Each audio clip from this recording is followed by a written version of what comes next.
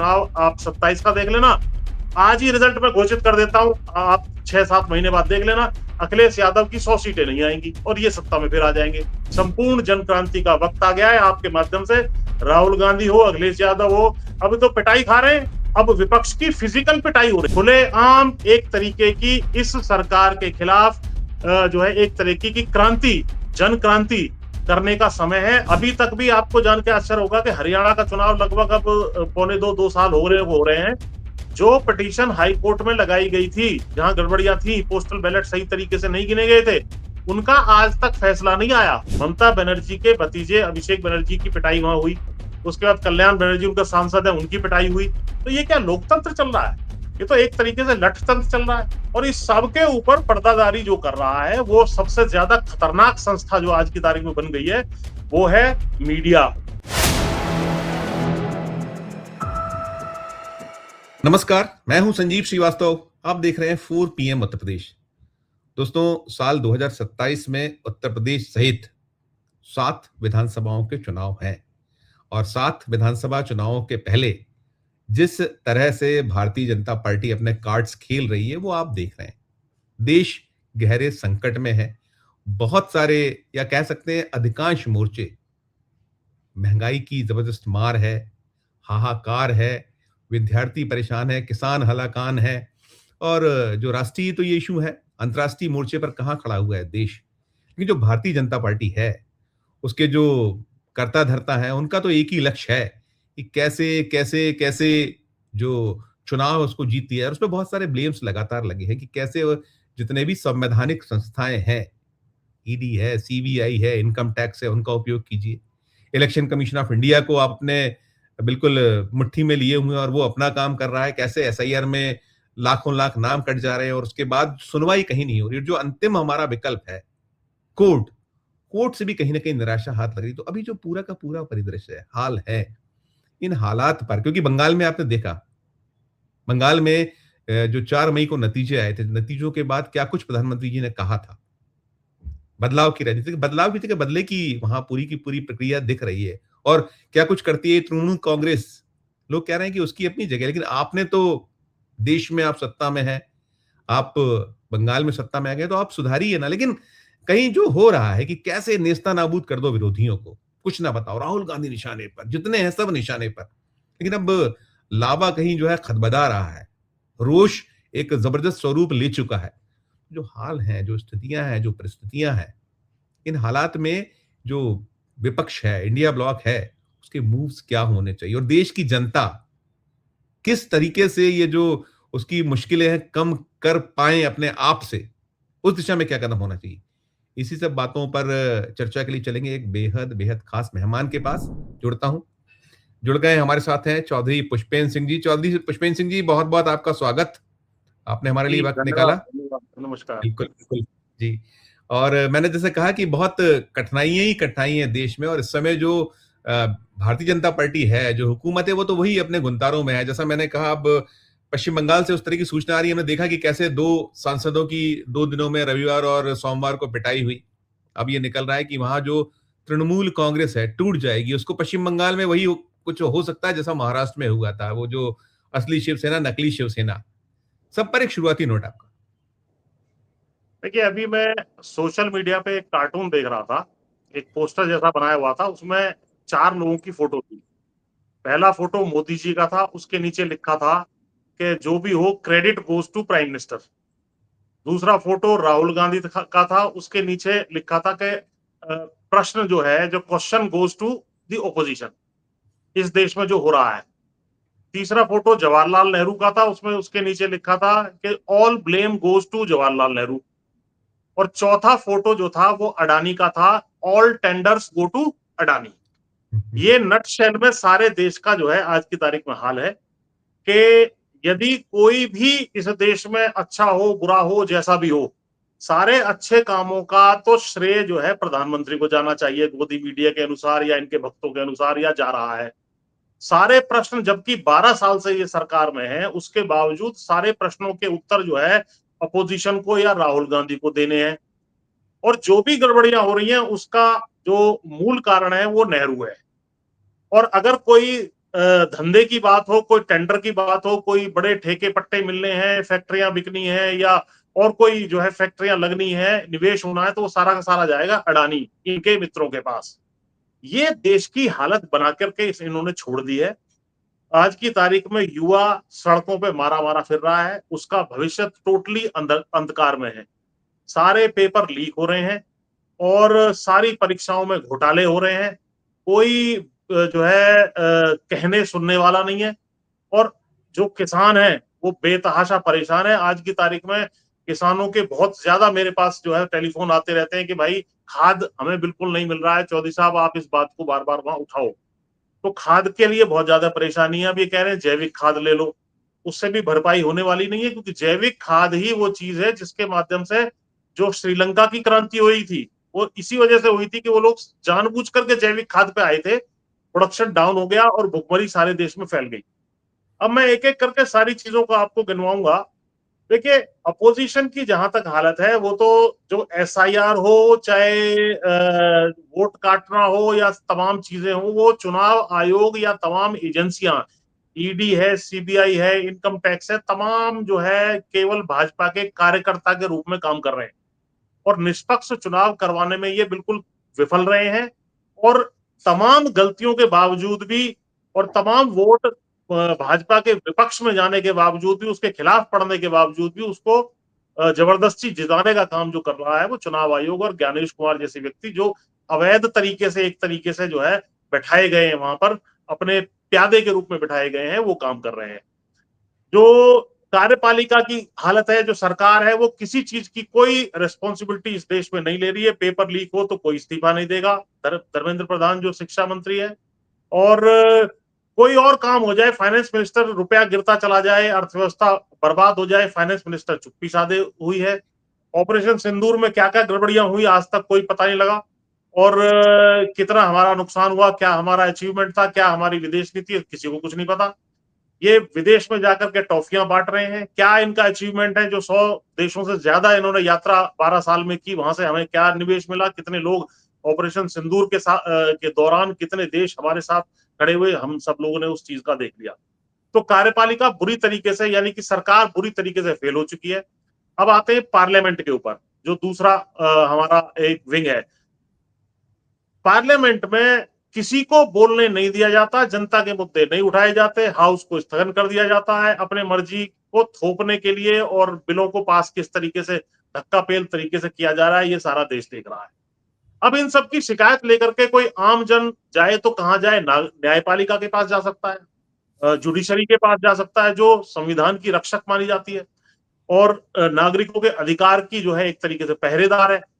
उसके पास जाएं तो वो तुरंत इनके ही हक में फैसले दे रहे हैं, क्योंकि उसी तरह के जो संघी मानसिकता के जज हैं, उन्होंने सारे नीचे से ऊपर तक, मुझे कहने में कोई गुरेज नहीं है, ऊपर तक बैठा दिए गए। और वो तमाम अपने या तो प्रमोशन के लालच में या पोस्ट रिटायरमेंट के लालच में, या उन्होंने जो गड़बड़ियां की हैं अपने करियर के दौरान, उनको दबाने के चक्कर में उन्हीं के फेवर में फैसले दिए जा रहे हैं। अब चुनाव जब करवाएं कि चुनाव हो जाएगा तो जनता इनसे मुक्ति पालेगी, तो जिस तरीके से एसआईआर चुनाव आयोग कर रहा है, वोट काट रहा है, और तमाम गड़बड़ियां जो भी चुनाव आयोग के माध्यम से, वोटिंग परसेंटेज बढ़ा देना घटा देना, वो चुनाव आयोग करता चला जा रहा है। तो अब जनता के पास, अच्छा, इन सब के ऊपर पर्दादारी करने का काम जो है गोदी मीडिया। जी बीच में टोकूंगा कि जैसे आपने कहा, वो जी तो बार बार ये दलील देते हैं कि आप चुनाव हार जाते हैं तो ईवीएम को दोष देते हैं, आप चुनाव हार जाते हैं तो इलेक्शन कमीशन इंडिया को दोष देते हैं, सिस्टम को कोसते हैं, जीतते हैं तब ये नहीं बोलते। केरला में आप जीत गए, आपने नहीं वहां कहा कि ईवीएम से हम जीत गए, आप नहीं कहते जब दूसरा राज्य जीत जाते हैं, और जब हम जीतते हैं तो यह ब्लेम करते हैं। देखिए, जो जहां पर भाजपा की स्थिति कहीं पैर रखने की नहीं है, एक आध विधायक से ज्यादा जीत नहीं सकते, वहां बेईमानी तो वो असंभव है। और मान लीजिए एक मोहल्ले में 2 घरों में चोरी हुई, तो क्या आप ये आर्गुमेंट देंगे कि साहब क्योंकि इन 2 में हुई है, बाकी 98 घरों में तो चोरी नहीं हुई? आप किस आधार पे कह रहे हैं कि यहाँ पे चोरी हो गई? अरे जहां चोरी होगी वहीं तो बताई जाएगी जहां चोरी हो रही है। आप निष्पक्षता से उसकी जांच करिए। अभी तक भी आपको जान के आश्चर्य होगा कि हरियाणा का चुनाव लगभग अब पौने 2 साल हो रहे हैं। जो पिटीशन हाई कोर्ट में लगाई गई थी, जहां गड़बड़ियां थी, पोस्टल बैलेट सही तरीके से नहीं गिने गए थे, उनका आज तक फैसला नहीं आया। क्यों भाई 15 दिन में फैसला नहीं आ सकता इस बात का, जांच होकर के भाई मशीनों में दोबारा गिनती हो, वीवीपैट की गिनती हो या पोस्टल बैलेट की पुनः गिनती हो, जो भी आपको करना है आप तत्काल क्यों नहीं कर सकते? इसमें इतने 2-2 3-3 साल 5-5 साल का समय आप क्यों ले रहे हैं? पार्टियों को तोड़ने की बात आपने खुद कह दी। तो अब विपक्ष की फिजिकल पिटाई हो रही है, मतलब इन सभी संस्थाओं के माध्यम से पिटाई करने के बाद भी इनका पेट नहीं भरा, तो फिजिकली जिस तरीके से ममता बनर्जी के भतीजे अभिषेक बनर्जी की पिटाई वहां हुई, उसके बाद कल्याण बनर्जी उनका सांसद है, उनकी पिटाई हुई, तो ये क्या लोकतंत्र चल रहा है? ये तो एक तरीके से लठतंत्र चल रहा है। और इस सबके ऊपर पर्दादारी जो कर रहा है, वो सबसे ज्यादा खतरनाक संस्था जो आज की तारीख में बन गई है, वो है मीडिया। क्योंकि मीडिया यदि इनके कुकर्मों को देश के सामने रख दे, इनके जो है जो कुशासन चल रहा है पिछले 12 साल में और जो गड़बड़ियां चल रही हैं, तो देश की आंखें खुल सकती हैं। अब वहां से निकल के आप जैसे सम्मानित जो चैनल है, जिनकी क्रेडिबिलिटी 4PM जैसे चैनल्स की है, जिनके माध्यम से जनता की आवाज जाती है वास्तव, उनका गला घोटने का कैसा काम किया जा रहा है? आप ही का चैनल 2-2 3-3 बार जो है एक फरमान के ऊपर बंद कर दिया जाता है, फिर आप कोर्ट कचहरी के चक्कर काटते रहो। तो ये सारी जो चीजें हो रही है लोकतंत्र में, इमरजेंसी से भी बड़ा बुरा हाल आज की तारीख में है।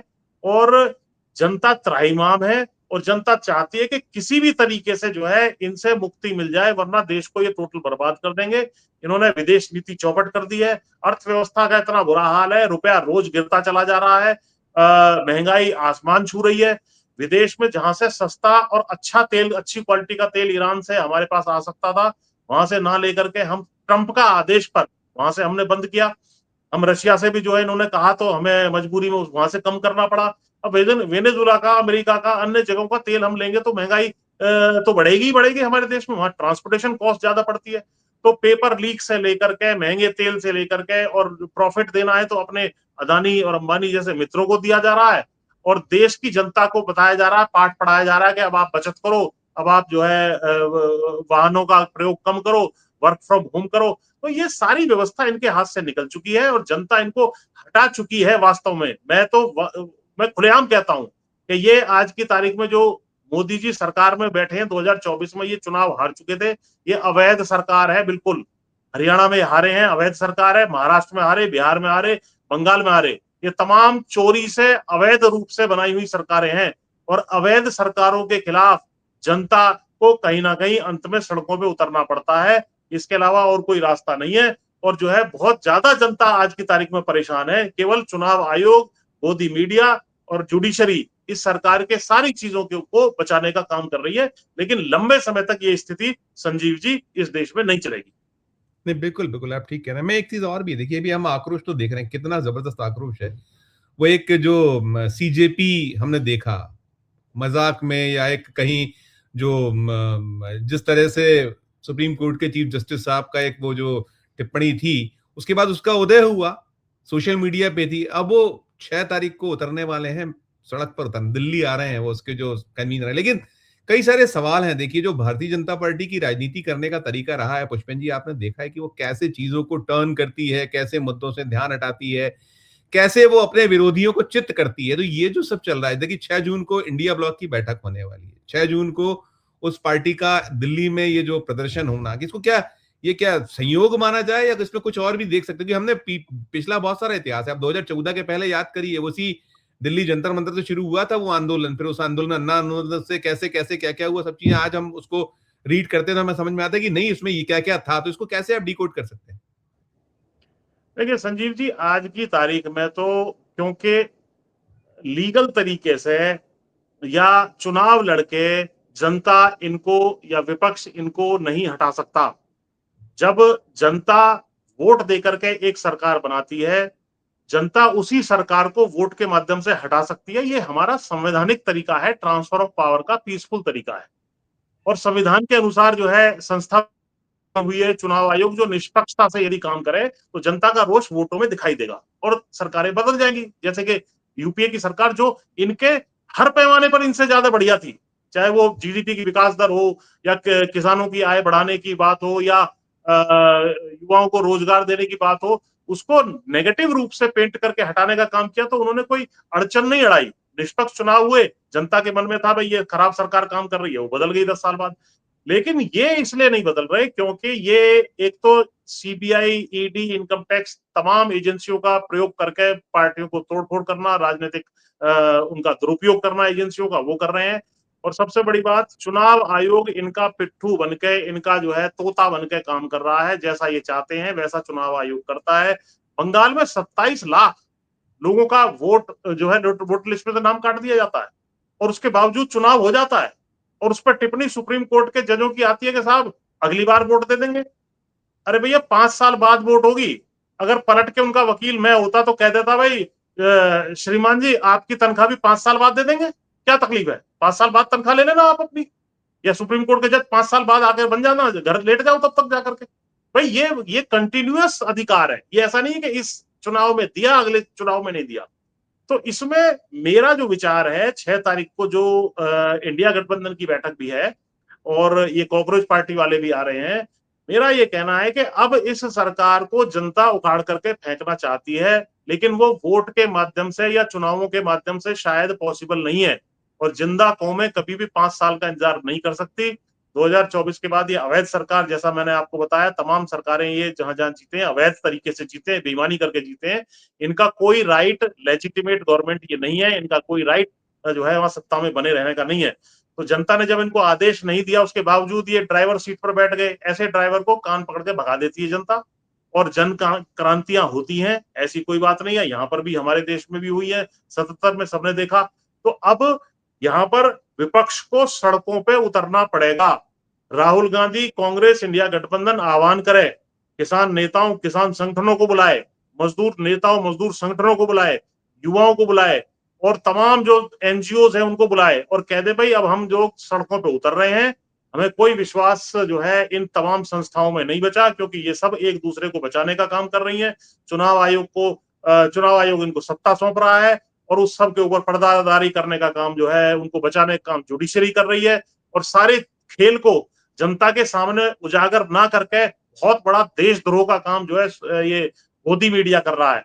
तो ऐसे में इस सरकार को बदलना, क्योंकि ये गड्ढे में इन्होंने देश को डाल दिया है, देश में विभाजन कर दिए तरह तरह के, धर्म के नाम पे, जाति के नाम पे, ऊंच नीच के नाम पे और अमीर गरीब के नाम पे। तो ये इससे पहले कि देश पूरी तरह बर्बाद हो जाए तो इनको एकदम सड़कों पर उतरना पड़ेगा। और मैं इनको कह भी रहा हूं साफ तौर पर, अगर ये अब भी ये सोच रहे हैं कि साहब किसान आए आंदोलन कर दें, कॉकरोच पार्टी आए युवा आंदोलन कर दें, हम आए और शपथ ले लें सत्ता में, ऐसा इस बार नहीं होने वाला है। इस बार आपको खुद लाठी गोली आगे आकर के खानी पड़ेगी। आपको कैंप लगाने पड़ेगा, जिस तरीके से हम 13 महीने यहाँ दिल्ली के बॉर्डर पर बैठे रहे थे, आप भी अपना कैंप आकर के लगाएं।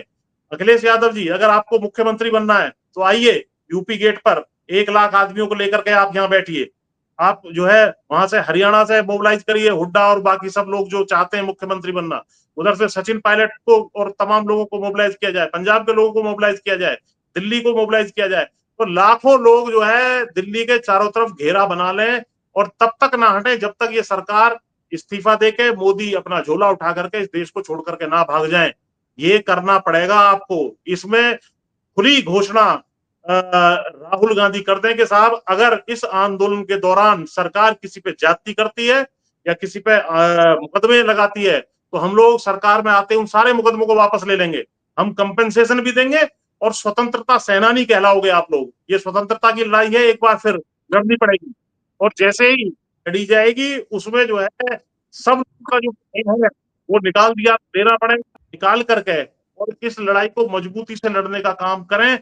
खुलेआम एक तरीके की इस सरकार के खिलाफ जो है एक तरीके की क्रांति, जन क्रांति करने का समय है। अगर इसको अब भी नहीं किया गया तो भाई कोई तरीका नहीं है इनसे बचाव का। ये बार बार चुनाव आप 27 का देख लेना, आज ही रिजल्ट मैं घोषित कर देता हूं, आप 6-7 महीने बाद देख लेना, अखिलेश यादव की 100 सीटें नहीं आएंगी और ये सत्ता में फिर आ जाएंगे। तो जब आपको हारना ही है तो सड़कों पे आके हारो, अब मरना ही है तो सड़कों पे आके मरो। तो इस तरीके से काम चलेगा। आप लोग एसी में बैठे रहो, केवल ट्वीट करते रहो, उससे काम नहीं चलेगा। कि आके किसान मर जाए यहाँ या जैन जी आके आंदोलन कर ले, सब जो सत्ता के और संविधान को बचाना चाहते हैं, इनको हटाना चाहते हैं, सब लोग मजबूती से सड़कों पर उतरे। किसी के खिलाफ कोई मुकदमा नहीं होगा, सभी लोग जो है स्वतंत्रता सेनानी कहलाएंगे, सबको रोजगार और पेंशन दी जाएगी, सारे मुकदमे वापस ले लिए जाएंगे। ये एश्योरेंस राहुल गांधी कर दे और सड़कों पे उतर जाए और सारा मतलब इस लोकतंत्र को उखाड़ करके फेंकने का समय आ गया है। और इसमें कोई बुराई नहीं है, यही वैध तरीका है। जब सारी के सारी संस्थाएं जो वैधानिक रूप से काम करना फेल हो जाए या बंद कर दें, तो जनता के पास एक ही तरीका है, वो है संपूर्ण जन क्रांति। संपूर्ण जन क्रांति का वक्त आ गया है। आपके माध्यम से राहुल गांधी हो, अखिलेश यादव हो, अब तो पिटाई खा रहे हैं। ममता बनर्जी आपने देखा पिटाई खा गई एक तरीके से, पहले चुनाव में, अब फिजिकली पीटा जा रहा है उन लोगों को।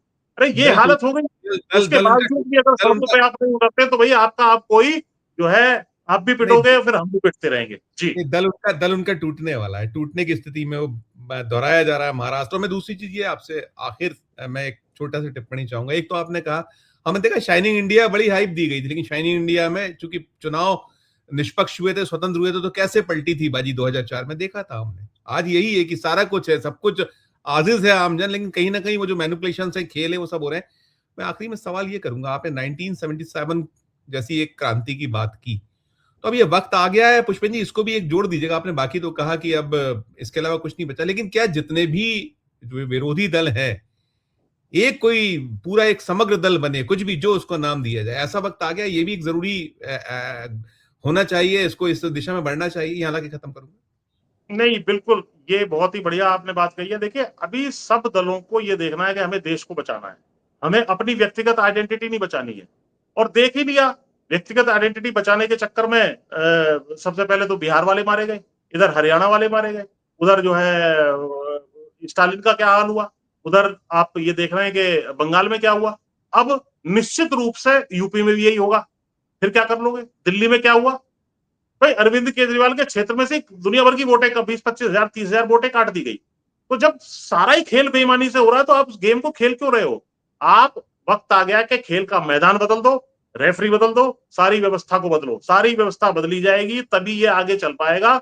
और पुनः जो है चुनाव होंगे, हरियाणा में भी होगा, ये जो महाराष्ट्र में भी होगा, और इधर बंगाल में भी, बिहार में भी। जो भी चुनाव पिछले 2-3 साल में हुए हैं 2024 के बाद, 2024 का लोकसभा का चुनाव जिस तरीके से हुआ, वो भी सब बेईमानी। वो चुनाव भी दोबारा, जनरल इलेक्शन दोबारा हो गए, सारा देश चुनाव में जाएगा, इनकी सारी सरकारों को बर्खास्त किया जाएगा, और फ्रेश तरीके से जनता और संविधान के अनुसार जो है सिस्टम को चलाने का काम किया जाएगा।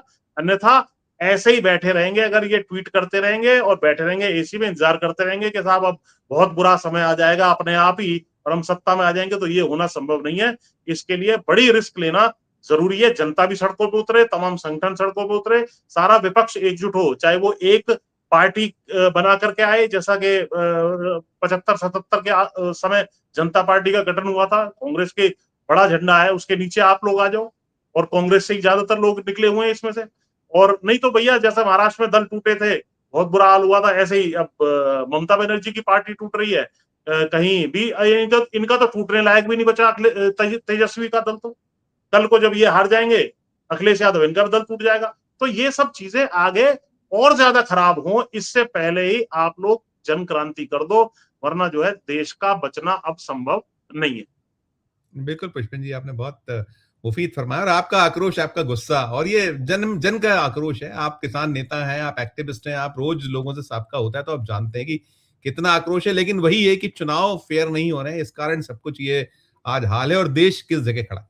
बहुत शुक्रिया अदा करूंगा, बहुत धन्यवाद, आभार आपका, आपने हमें समय दिया, शुक्रिया। धन्यवाद दोस्तों, आप सुन रहे थे, ये थे चौधरी पुष्पेंद्र सिंह, किसान नेता, एक्टिविस्ट, जैसे मैंने बताया। और वो जो लोकतंत्र और संविधान को बचाना है, तो अब रास्ता सिर्फ एक कहीं दिख रहा है, जो हाल है आज, क्योंकि ये सरकार तो नहीं चेत रही है, नहीं मान रही है, जो आक्रोश है उसको इग्नोर कर रही है। और इग्नोर करना वो है कि वो और लावा जो है खदबदा रहा है, फूट गया, तो बहुत बड़ा एक अलग तरह का दृश्य शायद देश में ना हो जाए। और क्रांति की आवश्यकता तो है, वो क्रांति अब गांधीवादी तरीके से वो कैसे हो, वो सब चीजें तय करेंगे राजनीतिक दल। हम तो यही दुआ करेंगे कि जो ये संविधान है, लोकतंत्र है, ये बचे, और जिस तरह का दृश्य है, इससे मुक्ति देश को मिले।